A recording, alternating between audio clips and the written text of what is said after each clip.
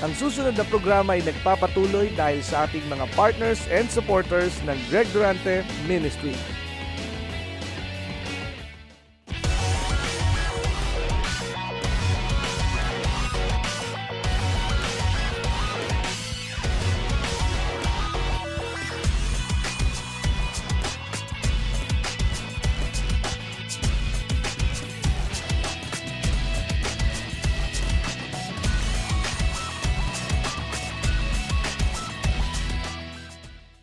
Chapter 1, and let's start studying the Word of God today. Verse 1, kung tayo po ay nasa verse 1, Matthew, first Gospel sa New Testament. Let's start reading from verse 1. Basahin po muna natin and then we'll move on hanggang sa verse 6. Amen? Okay, let's read all together. Ang sabi po, I'll be using King James. Ang sabi po, the book of the generation of Jesus Christ, the son of David, the son of Abraham. Verse 2, and Abraham begot Isaac, and Isaac begot Jacob, and Jacob begot Judas and his brethren. Verse 3, and Judas begot Perez and Zerah of Tamar, and Perez begot Esrom, and Esrom begot Aram. And Aram begot Aminadab, and Aminadab begot Neason, and Neason begot Salmon. Verse 5, and Salmon begot Boaz of Rechab, and Boaz begot Obed of Ruth, and Obed begot Jesse. Verse 6, and Jesse begot David the king, and David the king begot Solomon of her that had been the wife of Uriah. So let's stop there. Amen. So ating pong pag-aralan itong Gospel of Matthew, if you could see, mapapansin po natin sa verse 1 pa lamang, kung kayo po ay familiar sa Biblia, there are only 4 gospel in the Bible. Amen? Alam po natin yon, there are only 4 gospel. Amen? Ilan po ang gospel sa Biblia? 4 po. Amen? And what are those? Matthew, Mark, Luke, and John. Amen. So how many in the gospel, though it is only 4, how many are written by the apostles and how many are not written by the apostle? Sa Tagalog po, ilan ang sinulat dyan ng apostol at ilan ang hindi apostol ang gumawa o sumulat? You are correct. I heard the number. It's only 2. Now, the 2 apostles, when you say apostles, that came out from the 12 where Jesus was mentoring when He was here on earth, dalawa lamang po yung kabilang doon sa 12. Sino-sino po yon? Si Mateo ay yung nasa unahan at yung nasa hulihan, which is named by the name of John. Amen. So the 2 ones, the 2 people that it's in the middle, sino po yung nasa gitna? Mark and Luke. Amen? Matthew, Mark, Luke, and John. So, yung dalawa na nasa gitna, they were not part of the 12. Amen? Hindi po sila bahagi ng 12. And when I first studied the Word of God, that's a big question in my life as a Christian. Ngayon, I developed this attitude when I was a Christian, when I started this relationship with the Lord. Nung ako po yung nagsimula na magkaroon ng relasyon sa Panginoon, I put it into my heart that I don't want to be a passive Christian. What do you mean by a passive Christian? Passive Christianity is like you're just content in just sitting there and without any understanding about the Word of God. Ang passive Christianity po ay kontento na ako yung nagsisimba ng linggo at wala na akong pakialam kung ano pa ang sinasabi ng Biblia. That's passive Christianity. Amen? Well, if you would ask me, Pastor, will that passiveness be a factor for me to go to hell? I can tell you this, no.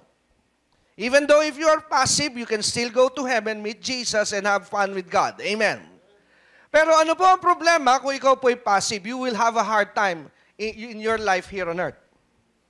Amen? So, ang magiging lamang pong epekto nito, pagka ikaw po'y passive, there are so many hard times, maraming matitinding mga bagay na hindi mo maintindihan, na nahihirapan ka lampasan because you do not know what God said regarding your situation. Sino po rito ang ayaw na maging rough ang buhay habang nasa ibabaw ng lupa? I don't want that. Amen? Maaaring sabihin po natin, Pastor, is it correct na kasama po ang pagsubok? I believe that trials are part of life. But if you know God, then God will help you and sustain you and give you peace in the midst of the storm. Amen. Hallelujah. Kaya ating unawain yung po yung purpose kung bakit napakahalaga na meron ka pong knowledge sa salita ng Diyos. Amen. Kaya puntahan po natin sandali itong Matthew chapter 1. I'm beginning to build something here. So if you are interested, just pay attention to this.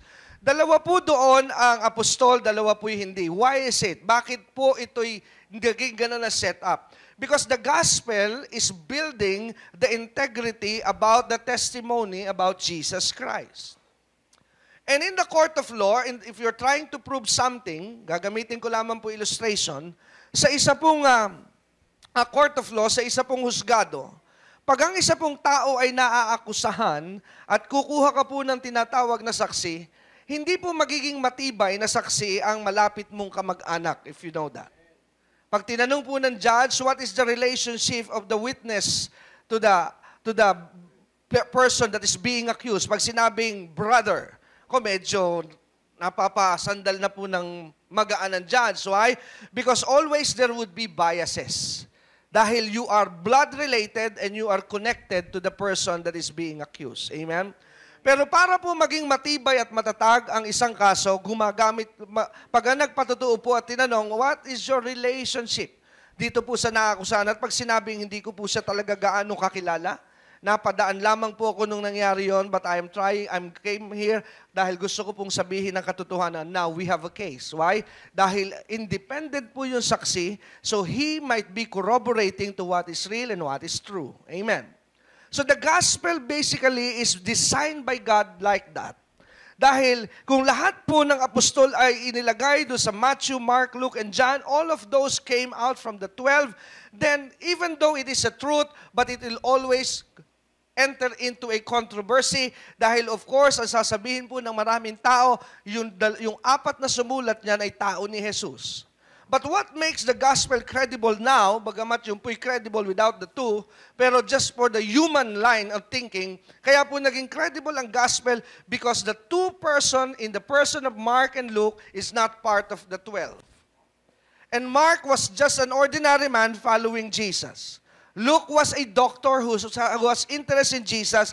Kaya nung isinulat po nila yung mga patutuo nila kay Kristo, nagkaroon po ng tinatawag na harmony, yung patutuo ni Mateo at ni Juan. Amen. So now, atin pong pag-usapan, why is it that the gospel is not arranged in any other order? Like Matthew, John, Luke and John, or Luke and Mark, bakit po hindi ganon? Pwedeng, or John is the first, and second is Luke, or the other way around. Why is it that the gospel is arranged like Matthew, Mark, Luke, and John? Because it cannot be rearranged because there is a message that God is trying to communicate to the world. And what is that? Matthew is presenting Jesus as a king. Amen? Pag nakuha niyo po yung summary nito, magkakaroon na kayo ng idea of who Jesus is. Matthew, in his gospel, is presenting Jesus as a king. Now, Mark is presenting Jesus as a servant. And Luke is presenting Jesus as a man. And John is presenting Jesus as a God. So that's the message. Jesus, a king who comes to serve, took a form of a man, but he is also God. Di ata kayo interesado sa Biblia. Isn't it amazing na naandun na yung mensahe ng Panginoong Jesus? A king who comes to serve, who took a form of a man, but he is also a God. Amen. Kaya mapansin din po natin that Matthew is trying to connect Jesus as a fulfillment of the prophecy in the Old Testament. Kaya kung papansinin niyo po, kaya inilalatag ko po ito para magkaroon ako ng introduction dito sa aking binubuksan po sa inyo ngayong hapong ito, that only in the Gospel of Matthew, you can find a reference like this that we have just read, na punong-puno po ng pangalan, and it is called in verse 1, the genealogy of Jesus Christ. Amen? So siya lamang po ang may ganito if you try to look at it, because if you open the Gospel, may mga kwento po sa iba-ibang gospel na synoptically makikita mo po doon sa apat. Pero bukod tanging ito lamang po si Matthew ang nagbigay ng ganito pong in-detailed na mga pangalan and connecting Jesus from the roots of David and from the roots of Abraham. Amen. So what is Matthew trying to do here? Matthew is beginning to show the readers of the Bible that Jesus is the fulfillment of the promises of God that He gave to those patriarchs in the Old Testament. Amen. So pansinin po natin, let's now go back. Let's go to Matthew chapter 1 verse 1. Let's build on this. Amen. Puntahan po natin Matthew 1. Medyo mahirapan lang yung cameraman. Okay lang ba if I go to the screen? Okay, Matthew chapter 1. Puntahan po natin Matthew 1. Let's read. Ang sabi po, the book of the generation of Jesus Christ, the son of David and the son of Abraham. So what is this book all about? This book is about the genealogy of Jesus. Amen? When you say genealogy, pag sinabi pong genealogy, ibig sabihin po sa modern term na madali natin maintindihan, ito po kung tawagin sa ating panahon is a family tree. Amen? Ang ibig sabihin ng family tree, dito po inilalagay kung saan ka galing na mga ninuno. Kami po sa kultura ng aming mga angkan sa father side, sa Durante, almost every year, kung hindi po kami nagkakaroon ng mga kaabalahan, every year, pero ito po'y tuloy-tuloy, na meron po kaming tinatawag na reunion bago po magtapos ang taon. At pag kami po'y tumutungo at nakakadalo kami sa aming reunion, ang isang bagay na akin pong gustong-gustong nakikita doon ay yung family tree. Amen? Na nakalagay po doon ang mga picture ng mga matatanda, black and white. Amen? At doon sa mga larawan na yon na black and white, nakalagay dito yung isa, pangalawa, pangatlo, pangapat, tapos may mga sanga-sanga na, ang anak niya si ganito, ang anak niya si ganon, hanggang sa makita ko yung aking sarili, ito pala ang tatay ko, ito ang pinagmulan ko. Hello? So that is what you call the family tree. Now in Matthew chapter 1, here is the family tree of Jesus. Kaya kung papansinin po natin, nasabi sa verse 1, Matthew is trying to start up with this, that Jesus is the son of David and also the son of Abraham. Why is it so important na makita po natin yung connection ni Jesus kay David at connection ng Diyos kay Abraham? There is something there. Why? Because David has a line of a king. Mga kaibigan at partners ng ministeryong ito, kami po'y nagpapasalamat sa inyong patuloy na pagsubaybay at sa pagsuporta sa gawain. Kung hindi dahil sa inyong pinansyal na kaloob, hindi po kami mananatili sa himpapawid sa radyo at telebisyon at maging sa internet. Kaya naman po sa aming pasasalamat sa inyong suporta, sa bawat kaloob na 1,000 piso na inyong ipagkakaloob o ipapadala sa ministeryong ito, ang aming regalo ng pasasalamat na personalized watch ng Great Day to Live ay aming ihahandog at iaabot sa inyong mga pintuan. At para po sa inyong mga kaloob, maaari nyo po itong ipadala sa Banco de Oro, West Green Hills Branch, account name Greg Durante Ministries, account number 219-800-6784, at maaari po kayong tumawag para sa mga karagdagang informasyon sa 723-8752, 726-8016 or mag-text sa 0919-896-0904. Pagpalain po kayo ng ating Panginoon at ibuhos sa inyo ang ganap at espesyal na pabor sa lahat ng partner at supporters ng Greg Durante Ministries.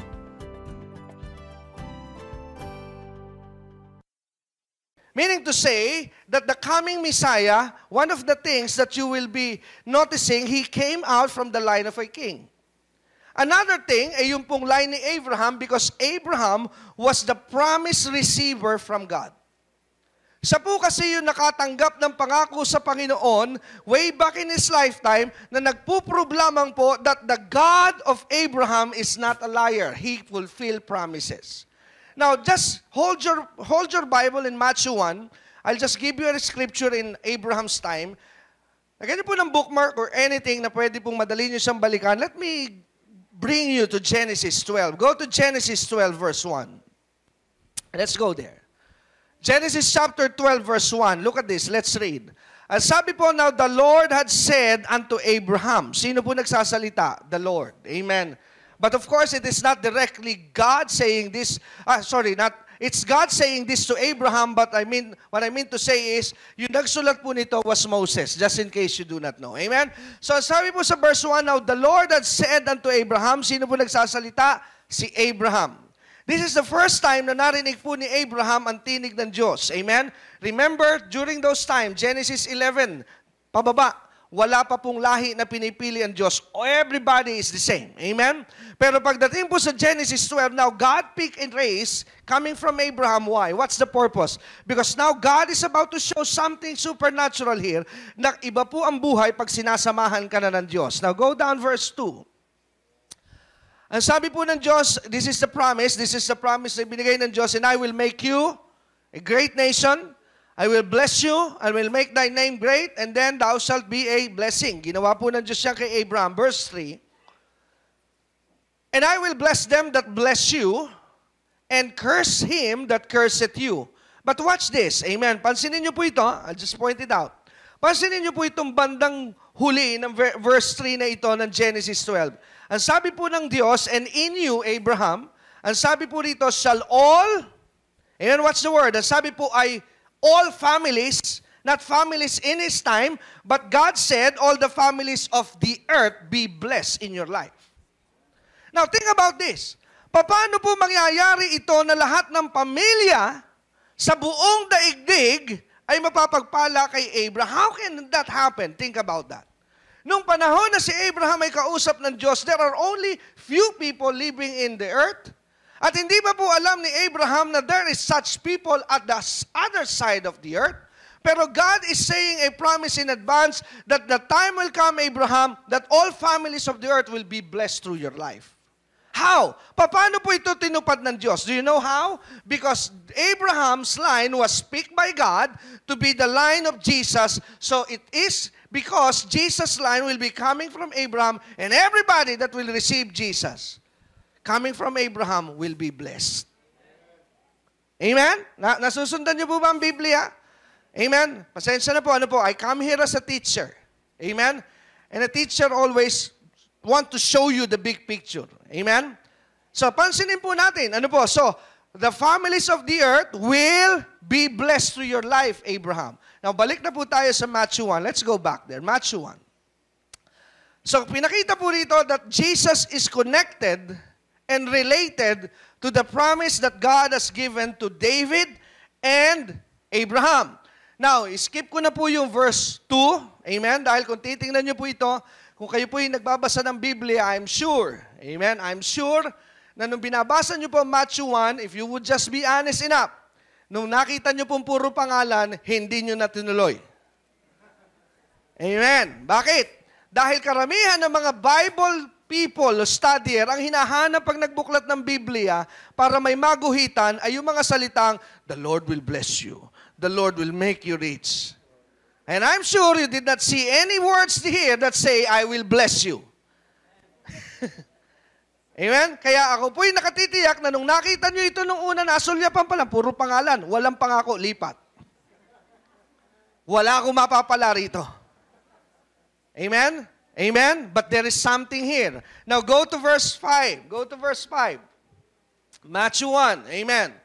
Now go to verse 5, and this is where we will spend a lot of time here. Now pay attention here. Verse 5. Amen. Now, nung nag-reach na po, dahil drinona yung mga ancestor ni Jesus, right? Pagdating po dito sa part na ito, verse 5, while I was preparing a study and notes here, I stopped here in verse 5. And let me show you why. Napahinto po ako rito, and now I begin now to build on studying verse 5. Amen? So, tingnan nyo po yung verse 5. Let's read. And Salmon begot, because this is King James put the words, or the name, Booz. But if you look at other translation, it's not Booz, it's Boaz. Amen? So later on, kahit po, doesn't matter, kahit po ito'y Booz, or how will we know that it is Boaz? Mamaya po malalaman natin that we are 100% sure that this man is not Booz, but Boaz. Now, let's read. Booz of Racham, Booz begot Obed of Ruth. Now, there you go. Nakita po natin yung pangalan. Now, there is a woman that her name appeared as Ruth. Amen? Now, ito pong si Ruth was the Ruth in the Old Testament na tinatawag pong Book of Ruth. Amen? Now, kaya po walang duda na yung tinutukoy po ditong Booz was Boaz because now it's being connected to Ruth. What's the name of the husband? Elimelech. Amen. Nag-decide po sila to go into another country which is Moab. I used to pick a joke here. I don't know if it's a joke, pero ang sabi ko sa aking sarili when I was studying this, noon pa pala uso na ang OFW. Bakit? Kasi kita nyo, si Elimelech at si Naomi pumunta sa Moab, ano dahilan? Kahirapan. Bakit nag-OFW ang mga Pilipino? Nahihirapan sa Pilipinas. So, ang OFW, noon pa, uso na. Ang migration, hindi lang nauso ngayon sa Canada yan, sa Australia. Panahon pa pala ni Ruth, uso na yan. Amen? Kaya nga po, sabi ko, I'm always against migrating to another country. If migrating to another country is okay, why would the Americans never migrated to the Philippines for good? Hello? Bakit tayo nagtitiis sa lumabas ng bansa, mga kababayan kong Pilipino? Kasi nahihirapan tayo rito. Pero the real score is this, there is no place like home.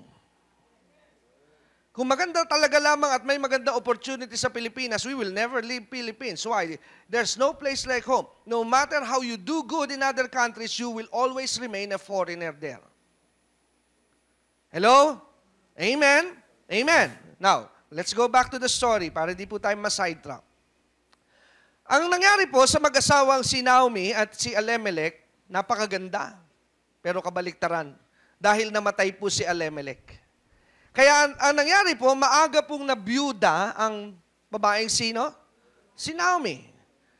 Pero life must go on, nagtuloy po sila, and something happens dahil si Malon, na dalawa niyang anak na lalaki, and Chilion, they decided to get married in the land of Moab. Amen? Nagpasya po sila na sila po'y mag-aasawa, kukuha ng pamilya sa lupain ng Moab. And of course, they get a Moabites. Amen? Nakakuha po sila ng tinatawag na mga Moabita as partners in their life. Pero the sad part of this, if you've been reading the story, talagang sabi nga po, for lack of a better word, talagang nasalulahat ata ng pamilya ni Naomi ang malas. Lack of a better word, but I don't believe in malas. Amen? So for lack of a better word, nung namatay po yung asawa, at nag-asawa yung dalawang anak na lalaki, mga in a few days or months or whatever it may be, sabay naman pong namatay yung dalawang anak na lalaki. Now, there is only two that is left now in the life of Naomi. Sino po yung natira? Dalawang manugang. Amen. Tama? Dalawang manugang po ang natira kanino kay Naomi. Ang natira po ay si Ruth at yung isa ang pangalan ay Orpah. Amen. Pero sabi ko nga ay swerte pa rin po si Naomi because she was so blessed with a good daughters-in-law. Bakit ko nasabi naman na blessed with a good daughters-in-law? Because not every mother-in-law is blessed with a good daughter-in-law.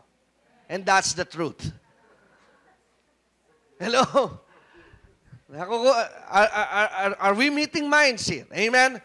Hindi po lahat ng mga magulang ay nakakasumpong na mabait na manugang. Oh, no. Now, I get your attention now. Amen? Mukhang yung mga amen, may problema sa manugang. I always tell the young people na pagka nagkakaroon sila ng paghingi ng advice, I used to tell them na kung mag-aasawa kayo, tandaan nyo ito, ang pinakasalan ninyo, hindi lang yung babae kung lalaki ka. Kasama sa pinakasalan mo, pati magulang. Tingnan mo nga yung katabi, totoo ba yun? Amen? Well, that's the truth. Amen? Yan po ang katotohanan dahil hindi po uubra na hindi mo po isama ang magulang. Kaya nga sabi ko, pag hindi mo kayang mahalin ng magulang, Houston, we have a problem. Hello? Amen. Kaya mapalad po ito si Naomi because she was blessed although she lost his husband, he lost his son, but she was blessed with two good daughters-in-law.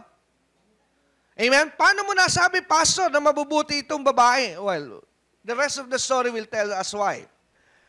Nung namatay na po yung dalawang anak ni Naomi, ang sabi niya doon sa kanyang dalawang manugang, now, you are now free to go. Amen? Sabi niya, there's nothing left for you to stay here in my life, so now you are free to go. Pinaalis na po ni Naomi. Pero hindi po ibig sabihin na umalis si Orpah, that makes her a bad daughter-in-law. In fact, if you watch close the story, may iyakan po na nangyari. So meaning to say, it's not easy for Orpah to leave Naomi, but because Naomi was insisting na para po umalis, kaya po nagkaroon ng yakapan, and sabi ng Bible, if I'm still correct, she kissed her mother-in-law goodbye. Inaanyayahan po namin kayong makinig sa aming mga radio program. Kung kayo po ay nasa inyong mga tahanan, nasa trapiko, naglalakbay, ito po'y makakatulong sa inyong pagpapalago at pagpapaunlad ng inyong spiritual na pananampalataya Lunes hanggang Biyernes sa DWAD 1098 kHz AM band sa ganap na alas 6:30 ng umaga at alas 10 ng gabi. Asahan po natin na sa ating pakinig, lalago at uunlad ang ating pananalig at pagsampalataya sa ating Panginoong Hesus.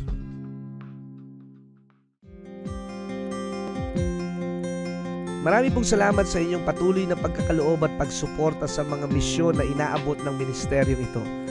Natapos po at naipamahagi natin ang ating pong mga biyaya sa ating pong mga kapatid sa pananampalataya sa Women's Correctional.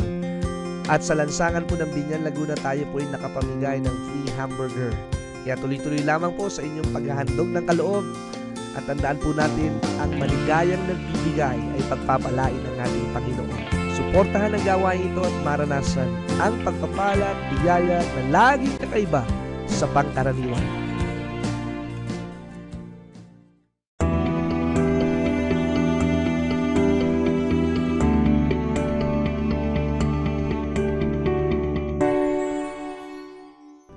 Mga kaibigan at partners ng ministeryong ito, kami po'y nagpapasalamat sa inyong patuloy na pagsubaybay at sa pagsuporta sa gawain.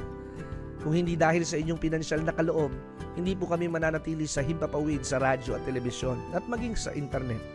Kaya naman po sa aming pasasalamat sa inyong suporta, sa bawat kaloob na 1,000 piso na inyong ipagkakaloob o ipapadala sa ministeryong ito, ang aming regalo ng pasasalamat na personalized watch ng Great Day to Live ay aming ihahandog at iaabot sa inyong mga pintuan.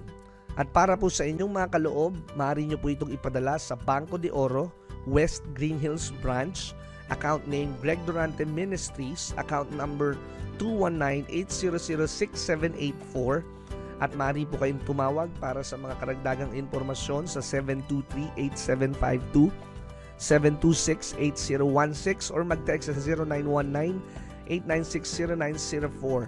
Pagpalain po kayo ng ating Panginoon at ibuhos sa inyo ang ganap at espesyal na pabor sa lahat ng partner at supporters ng Greg Durante Ministries.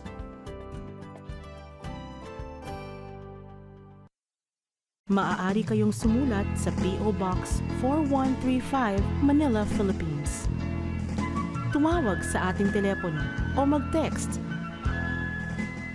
Bisitahin ang ating website sa www.gregdurante.com. Maaari mo din kaming sundan sa Facebook at Twitter.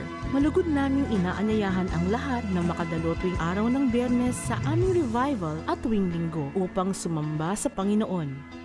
Kung ikaw ay napagpala sa natapos na programa ng Great Day to Live, maaaring magkaloob sa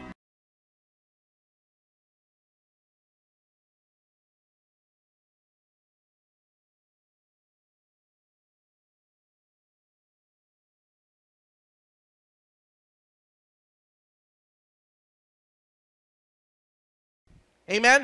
So wala pong masamang tinapay between Orpah and Naomi. So that makes me to understand that Naomi has a good relationship with Orpah.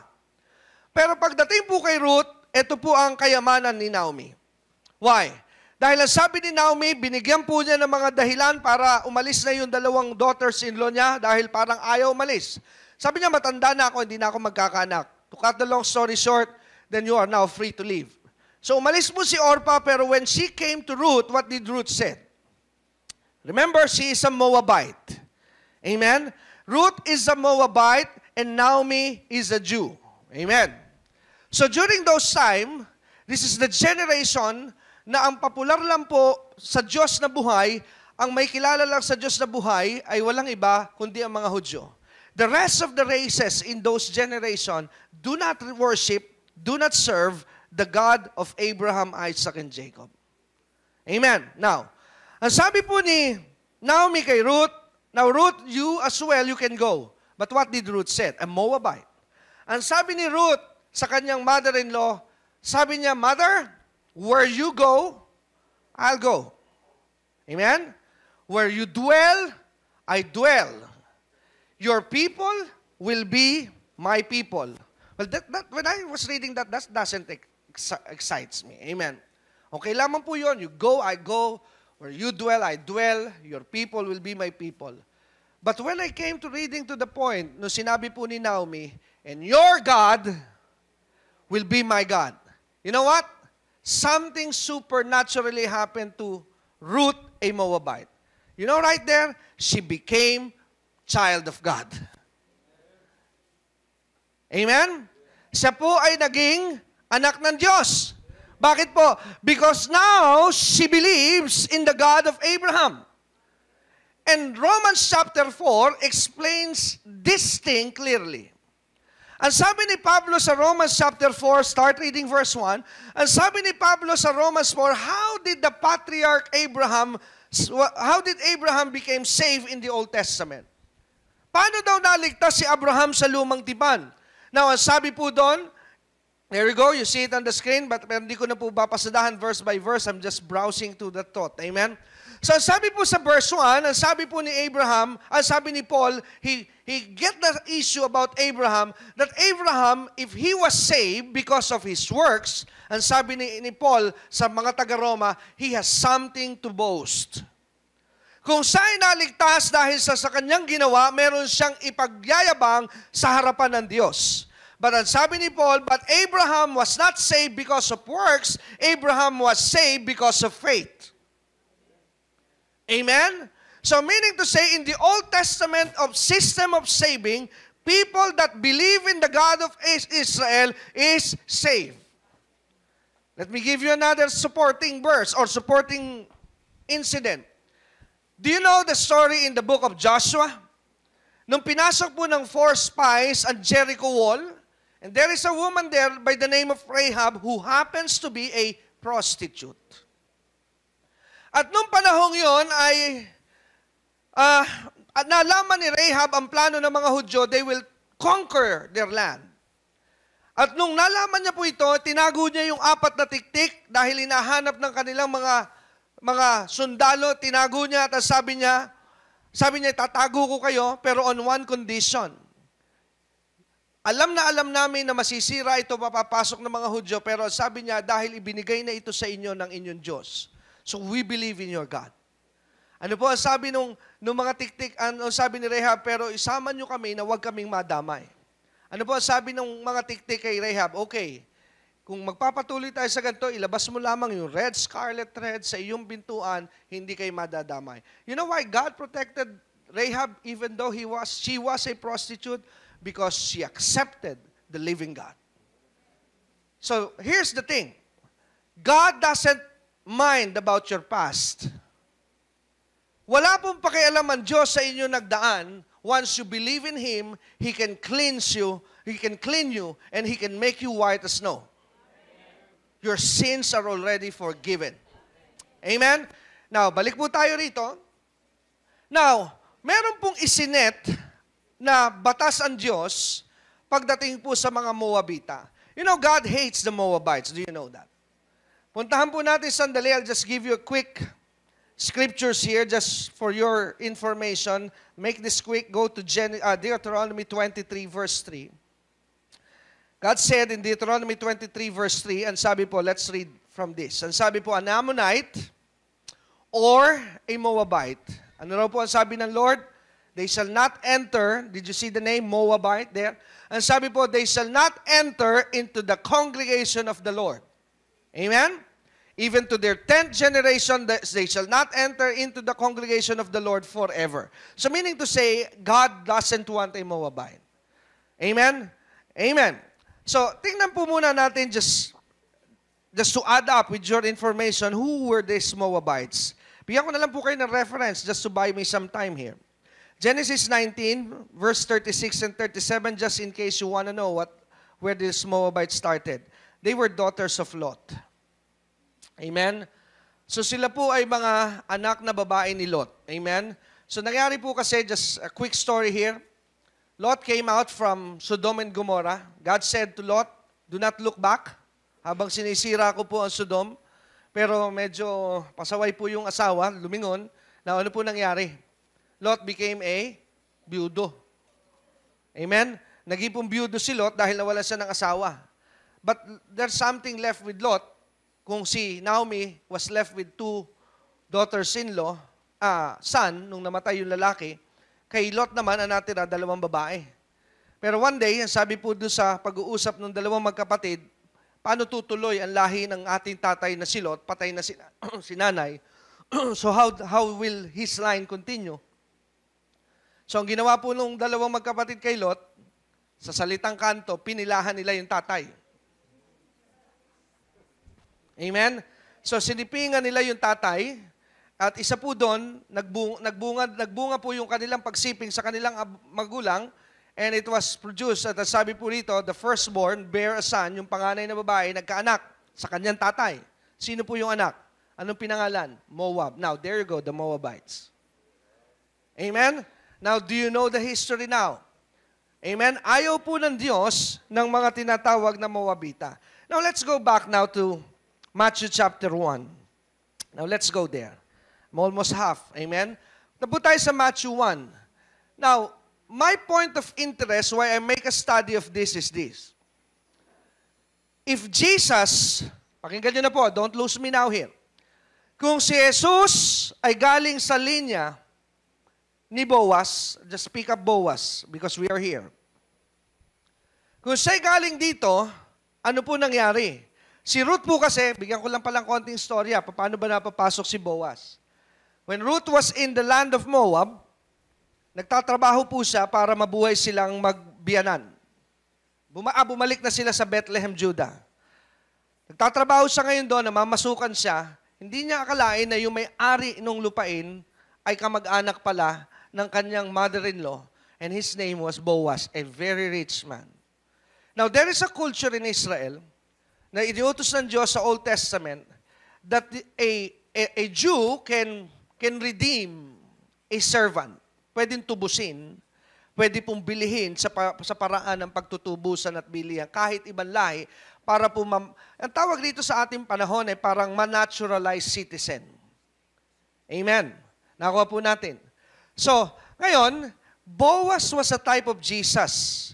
Amen. He's not Jesus, but it is a picture of the ministry of Jesus and what he is going to do when he comes. He will redeem the people from sin. Di ata kayo masaya. Parang nalungkot pa kayo eh. Amen. O, naiintindihan ko po kayo. Naiinip kayo kasi ang daming binubuksan. Kasi alam ko po ang gusto nyo marinig, pagpapalain kayo ni Lord. Yayaman kayo bukas. Amen? That's what you want to hear, right? Amen. But sorry, pagbigyan niyo po ako ngayong araw na ito, you'll not be hearing that. Amen? So, Bible study tayo. Amen? Amen! Amen. So, puntahan po natin ito. So, ngayon, pansinin po natin. Now, here is Ruth here, married to Boaz. Now, the thing that takes my curiosity is this. Kung si Boaz po was an ancestor of Jesus, am I correct? Tama? Pero masyado malayo si Jesus. Lumapit lang tayo ng konti doon sa verse 6. Dahil doon ikinonekta rin si Jesus. Lumalabas na si David ay kamag-anak po ni Boaz at ni Ruth. Right? Lumalabas po na lola at lolo ni David, sino? Si Boaz at sino? Si Ruth. Now, Houston, we have a problem. Bakit? Because if David was a grandson of Boaz and Ruth, si Ruth po ay hindi Jew, she is a Moabite. Right? And Boaz was a Jew, lumalabas po si David, hindi purong Hudyo. Lumalabas si David, half-breed. Now, if David is half-breed, the line will continue. The problem will continue. Jesus is half-breed. Right? Now, kung ulitin ko po ulit, if you are a passive Christian, I don't care, Pastor. But if you're not, I care. I want to know.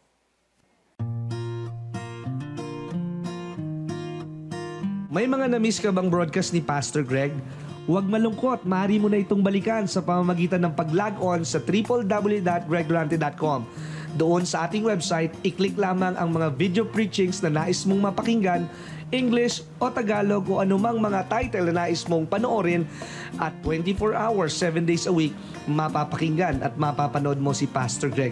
Naniniwala kami na sa pakikinig ng salita ng Diyos, nandoon ang paglago at pag-unlad ng inyong mga buhay at mararanasan ninyo ang biyaya ng ating Panginoon.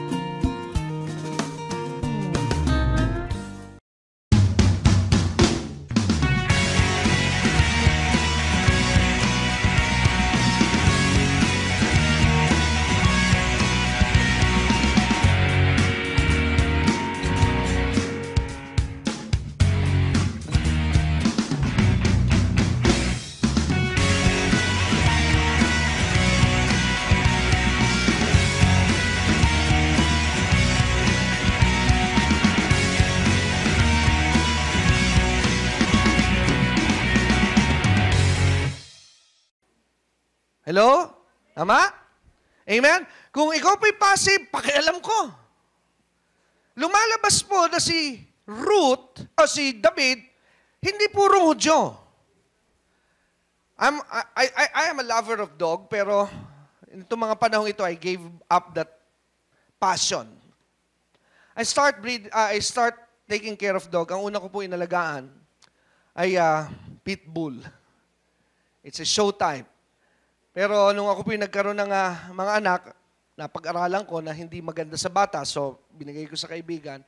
So I started to choose another breed. Ganap po ako ng isang aso na makikiging in harmony with my kids. So I get a Labrador. Amen? At yung anak ko pong panganay na babae, gusto rin daw niya ng aso. Masyado malaki sa kanya yung Labrador, so we get her a Shih Tzu. Amen. So, kumuha po kami.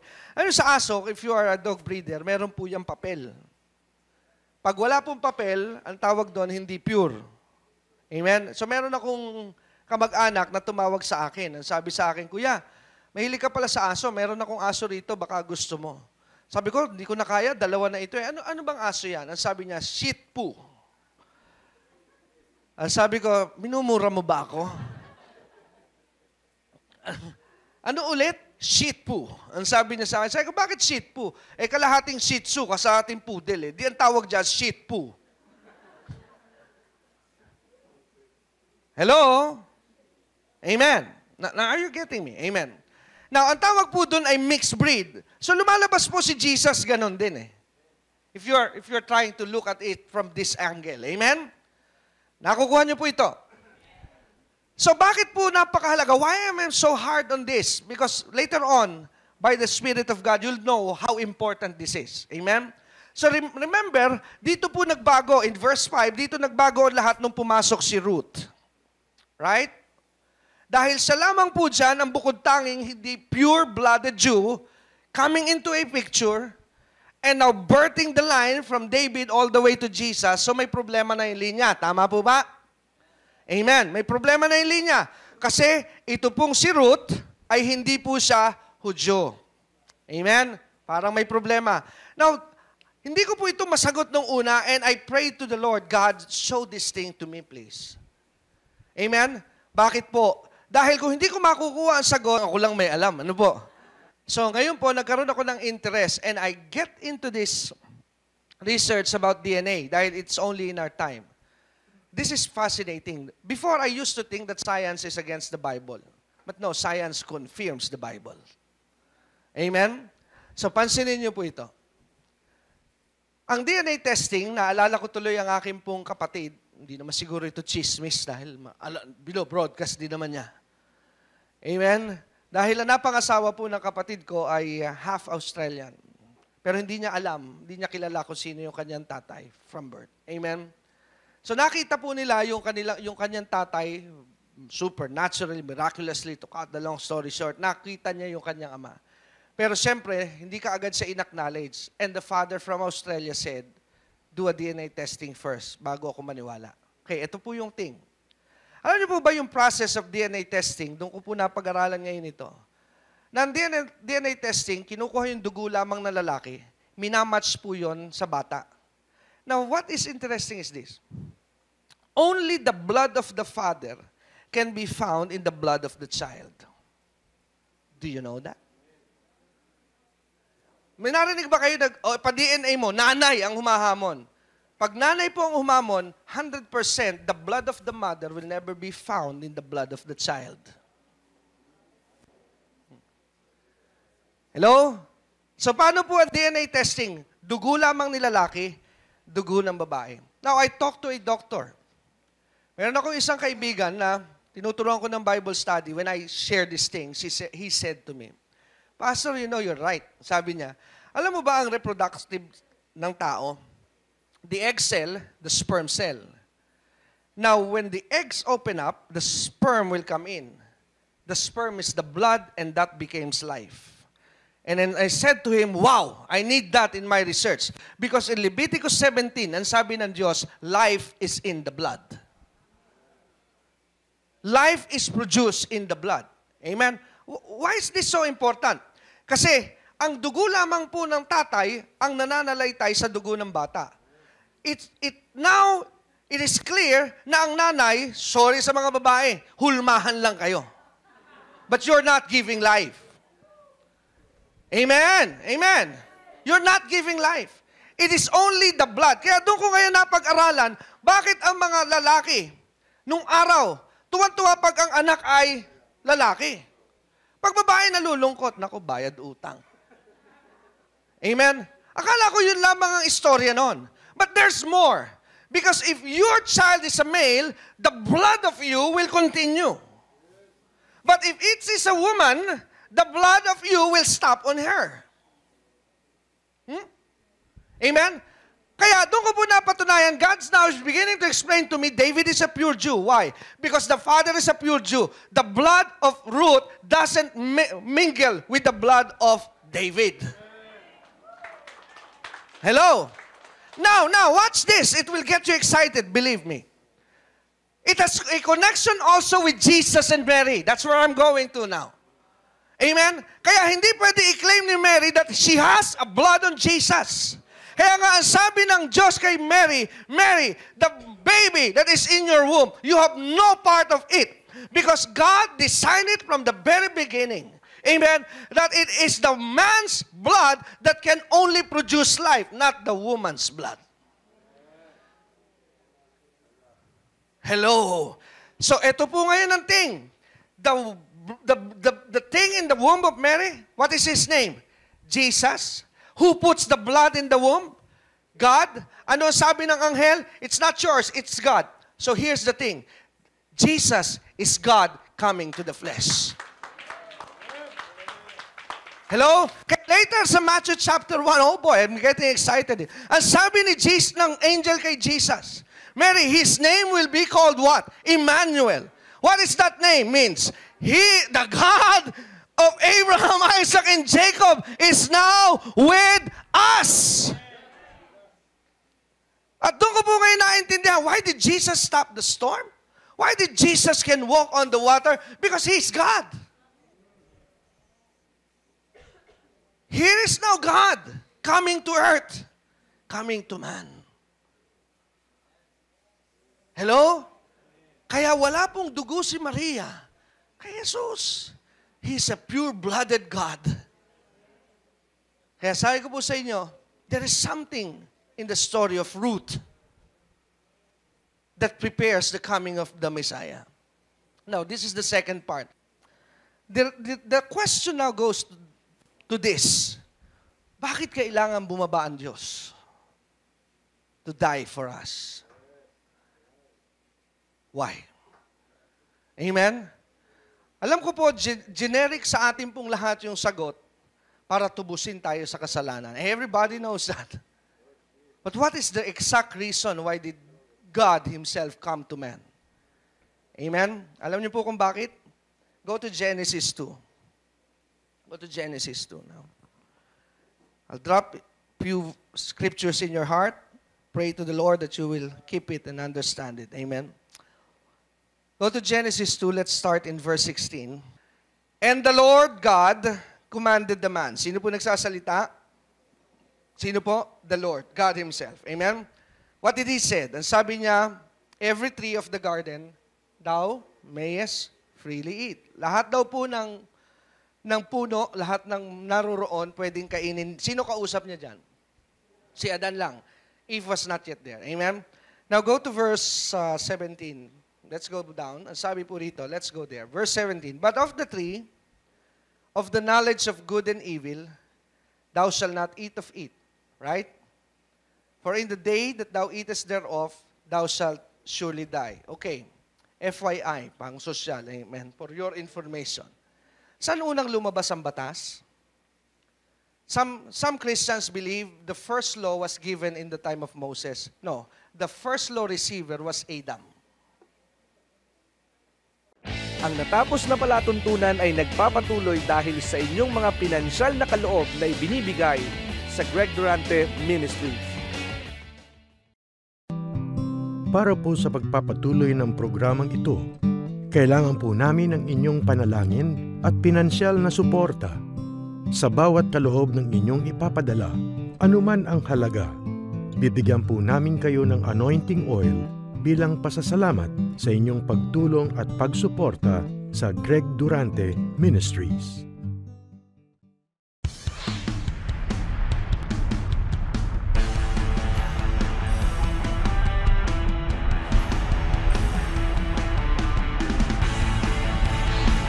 O ang aalisin mo yung takot. Jesus is Jehovah. You have the power to decree. Ikaw ba'y naniniwala ngayong gabi na walang pag-aalinlangan na ikay tatanggap ng kagalingan ng ibang uri ng sakit o karamdaman yan?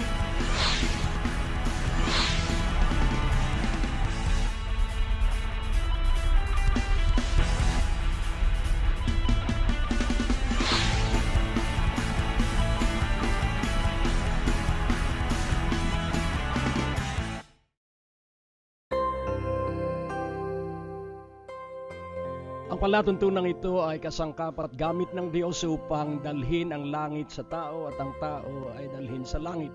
Kaya't ito ay nagpapatuloy dahil sa alam ng mga tao na napagpapala at ikaw ay isa sa napagpala at aking hamon sa inyo na ang hamon ito ay inyong tanggapin at tangkilikin at isagawa. Ang bawat kaloob ng salapi ay maiambag upang ang gawain ay mapalawak at makapagpatuloy at sa pagdaloy ng inyong mga kaloob, ang pagpapala ng Diyos ay aabot sa napakaraming kaluluwa at ikaw din mismo ang bubueltahan ng pagpapala. Gawin agad ang hamong ito at magmadali sa pangalan ni Jesus.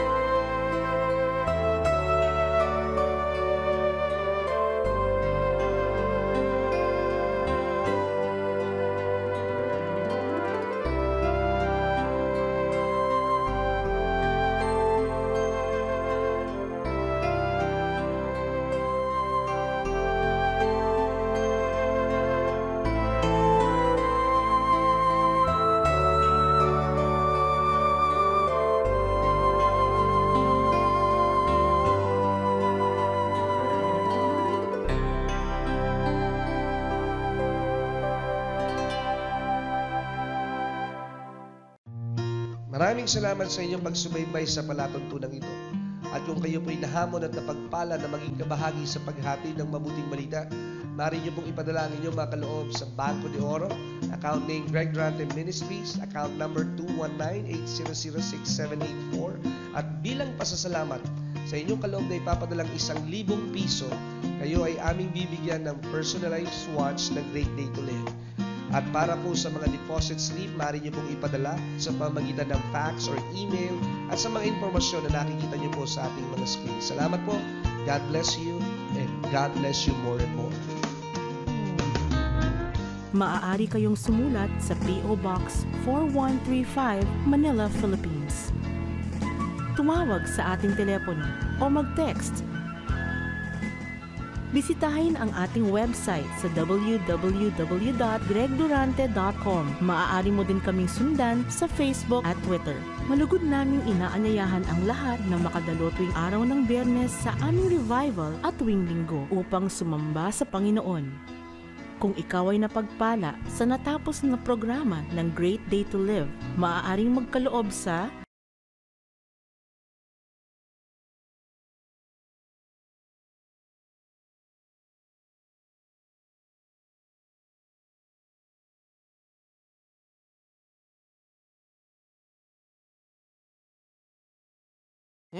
That's the law. Hello? Amen?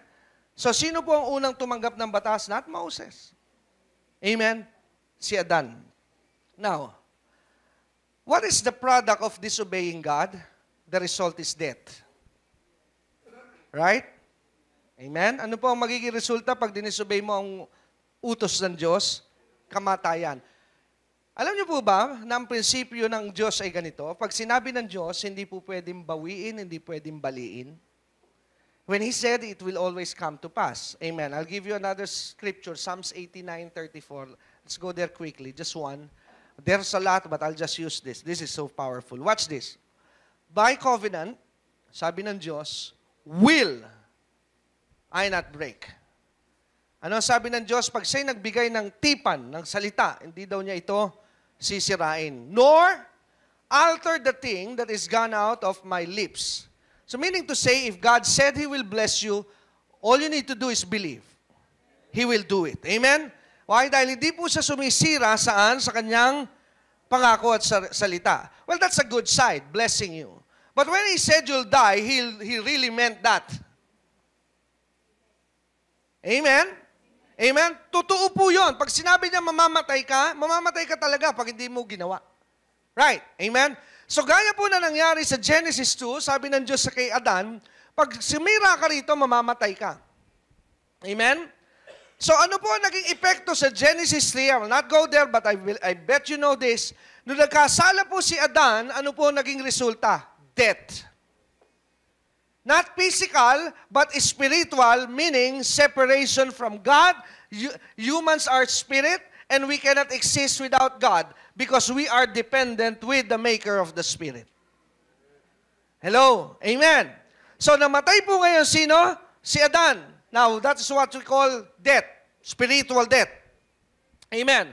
So from there, tinalakay po ni Pablo, sinabi po ni Pablo that because of one man, sin entered the world, and because of that sin, death was passed into life.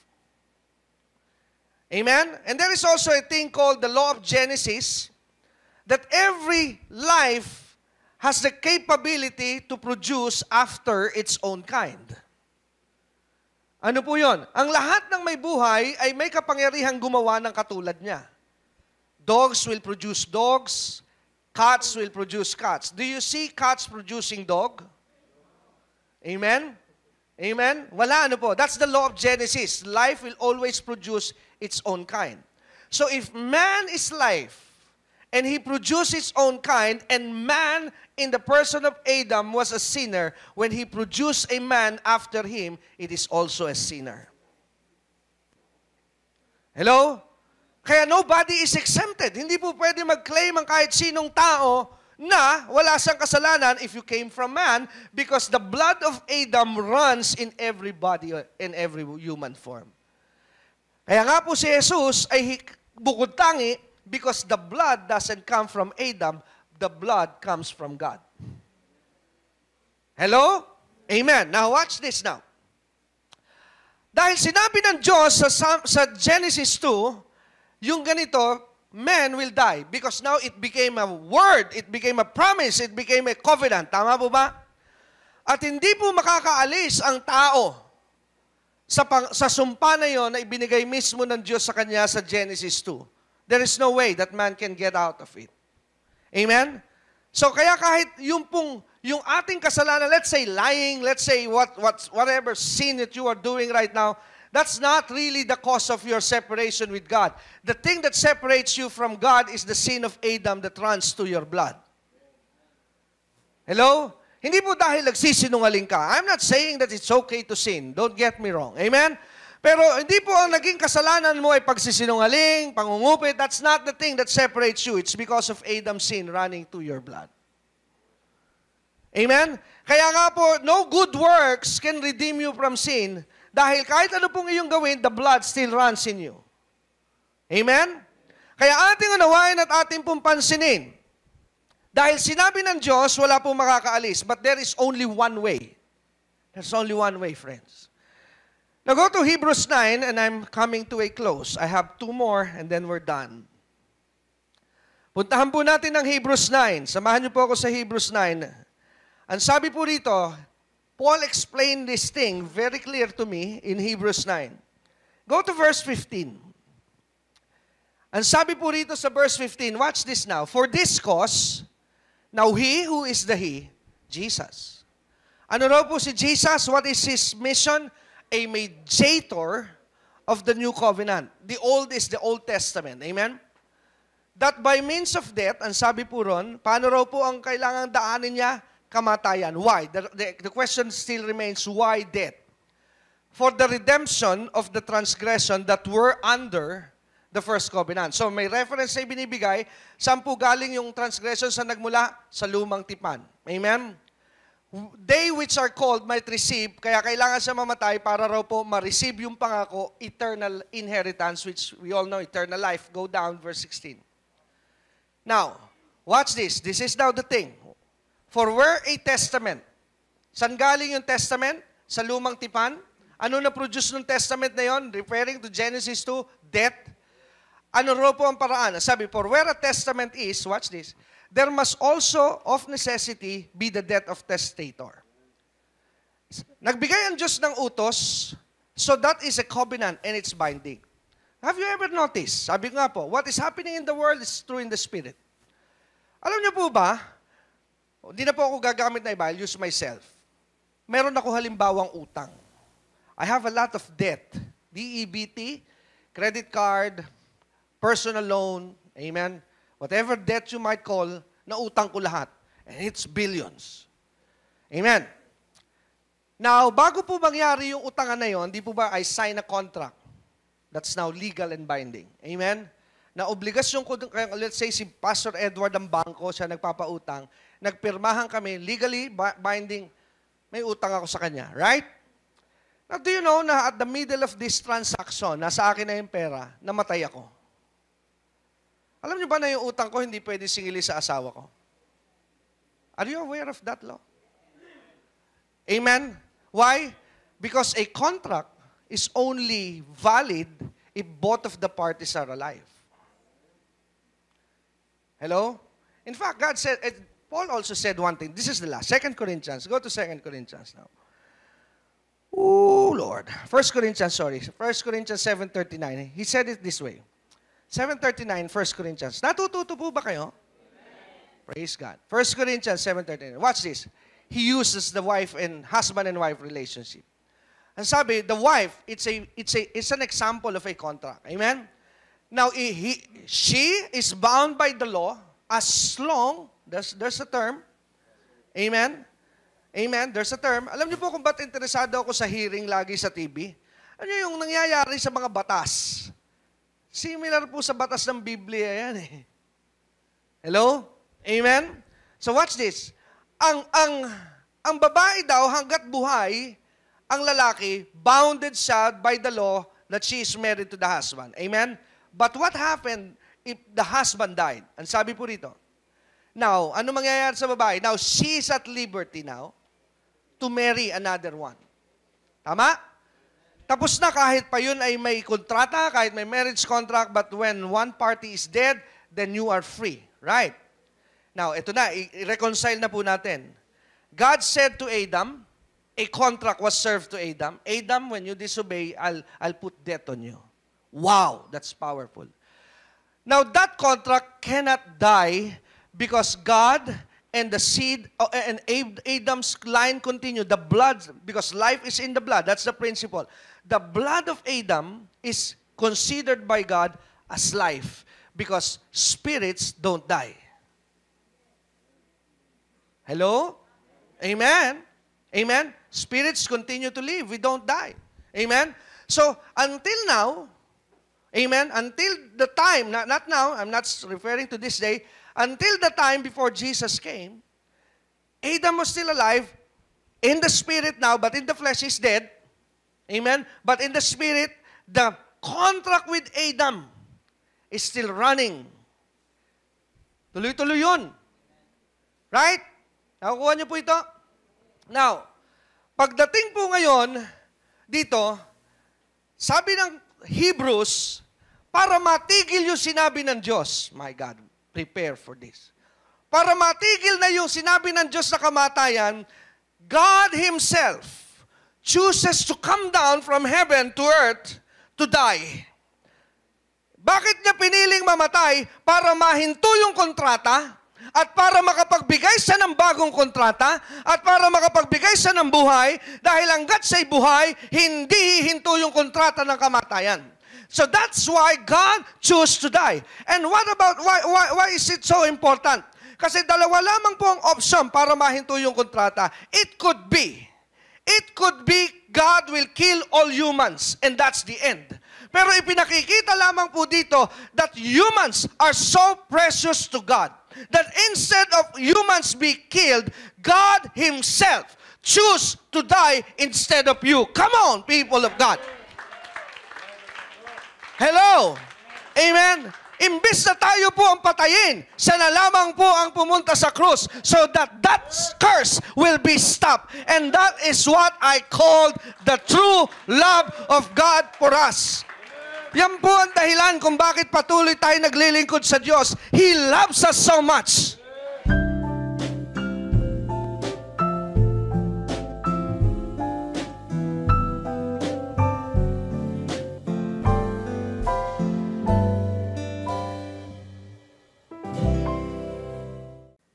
Napakabuti ng Diyos. At muli, nasa bahagi tayo ng ating palatuntunan na pagbibigay ng daan sa pagbasa ng isang liham. At bago ang pagbasa, hayaan ninyo akong bumasa ng ilang talata sa Biblia. At uumpisahan ko sa sulat ni Pablo sa mga taga-Galacia. Sa Galacia 6, sa talatang 9, kaya't huwag tayong magsawa sa paggawa ng mabuti. Pagdating ng takdang panahon, tayo'y mag-aani kung hindi tayo magsasawa. Talatang 10, samantalahin natin ang lahat ng pagkakataon sa paggawa ng mabuti sa ating kapwa, lalo na sa mga kapatid sa pananampalataya. Sa Hebreo 6, sa talatang 10, makatarungan ang Diyos. Hindi niya lilimutin ang inyong ginawa at ang pag-ibig na inyong ipinakita at hanggang ngayon ay ipinakikita sa paglilingkod ninyo sa inyong mga kapwa Kristiyano. Tapat po ang Diyos. At kailanman, hindi po siya makakalimutin. Ang tao nakakalimot. Subalit hindi ang Diyos. At narito po ang liham na ating babasahin ngayon. At ito po ay galing sa J.P. Rizal, Makati City. Dear Pastor Greg, good morning. God bless your heart. I am Sister Annie, a 79-years-old widow. I always listen to your morning program, ang tinig ng kanyang pagbabalik. I have notebooks filled with Bible notes from your teachings. I'm truly blessed. I send 500 pesos monthly to your office that with this little amount, I may be able to help support your ministry for our brothers and sisters to know more about God. Amen. Kaya't ito po, at ang sabi niya, love in Christ, Sister Annie. At may pahabol, I wish I am home to watch you na makapakinig ako sa iyong palatuntunan. And then I request na makatanggap ako ng regalo na relos.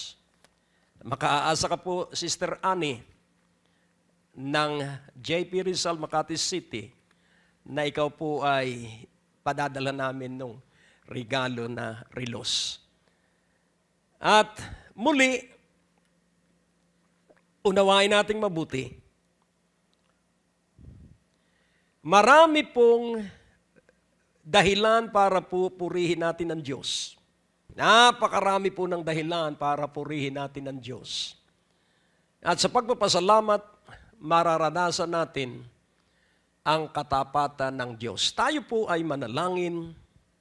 O Diyos, narito po ang kapatid, Sister Annie, 79 years old, widow. At siya po ay galak na siya po ay nakaaambag upang ang palatuntunang ito ay magpatuloy sa himpapawid sa radyo at sa telebisyon.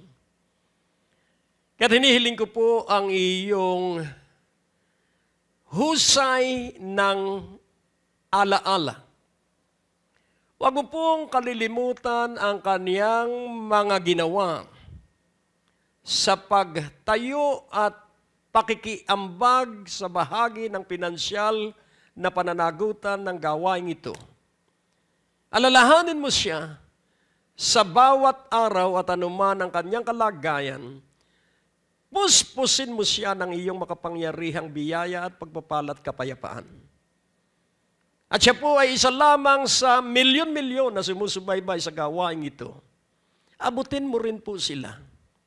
At pagpalain mo sila ng pagkakataon na makapagpatuloy sila na nagtitiwala at naniniwala sapagkat di mo lilimutin ang kahit maliit naming nagawat na iambag.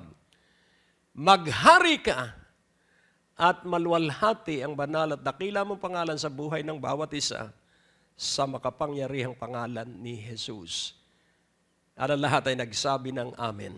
Kaya mga kapatid, alam ko na napakarami na sumusubaybay sa palatuntunang ito.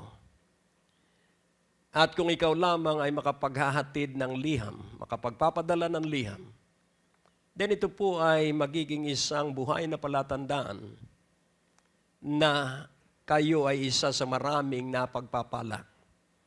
At ang palatuntunang ito ay nakaaabot sa mga tahanan at ang palatuntunang ito ay nakaaabot din sa mga pagawaan, maging sa mga sasakyan at maging sa mga naglalakad.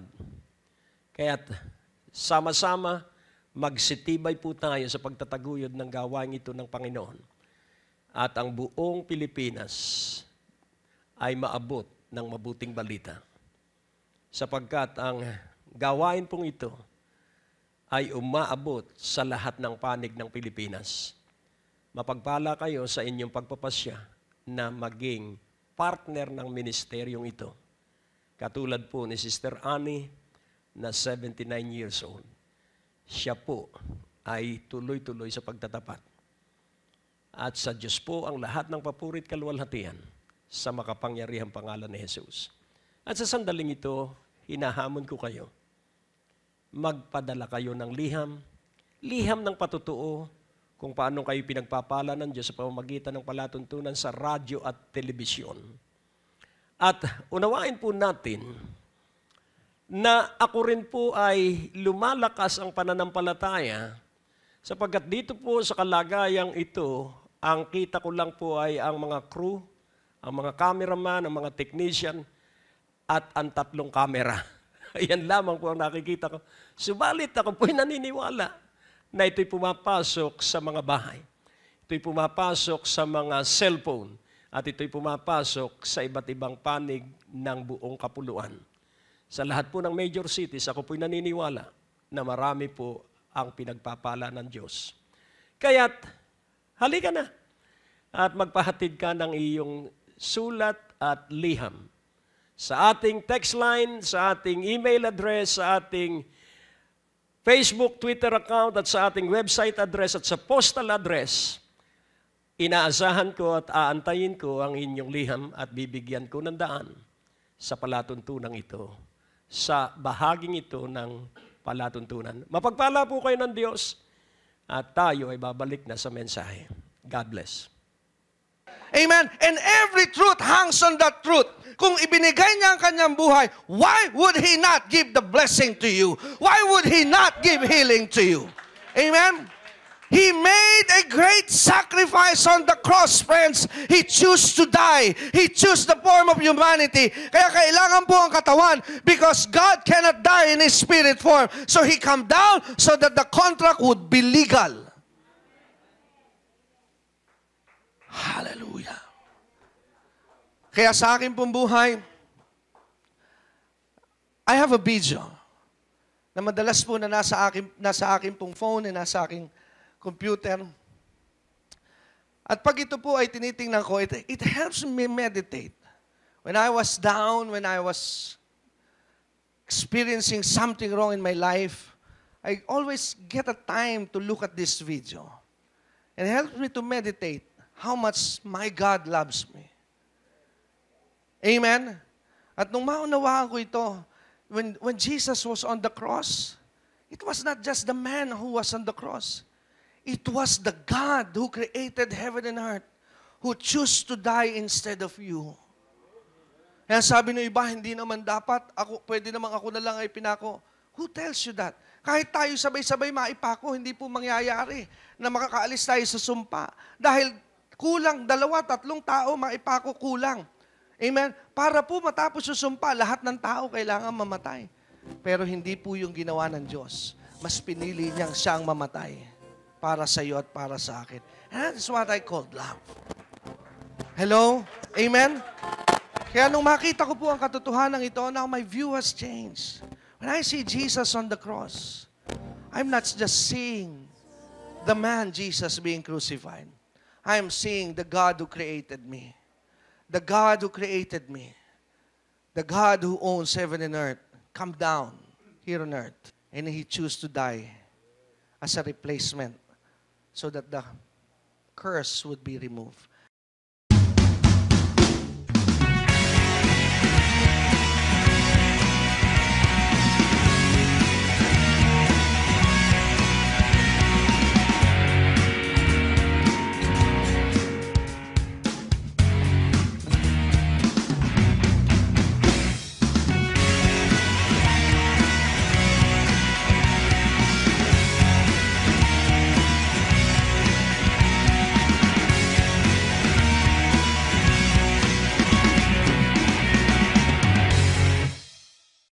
Ang natapos na palatuntunan ay nagpapatuloy dahil sa inyong mga pinansyal na kaloob na ibinibigay sa Greg Durante Ministries.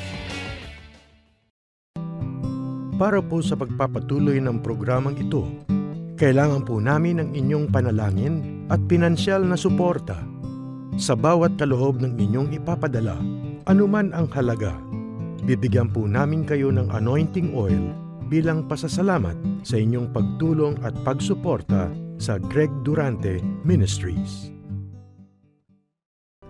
Mga kaibigan at partners ng ministeryong ito, kami po'y nagpapasalamat sa inyong patuloy na pagsubaybay at sa pagsuporta sa gawain. Kung hindi dahil sa inyong pinansyal na kaloob, hindi po kami mananatili sa himpapawid sa radyo at telebisyon at maging sa internet.